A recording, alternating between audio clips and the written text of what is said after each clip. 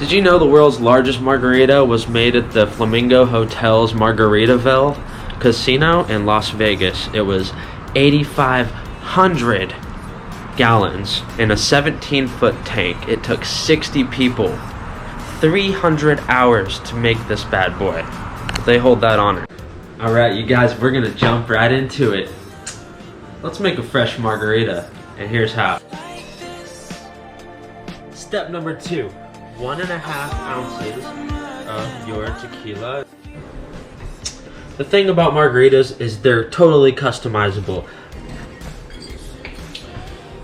Pure lime. In we go. Some people like their margarita sweet, others not. I'm gonna go ahead and throw in a bit of coconut sugar. Eyeball this out.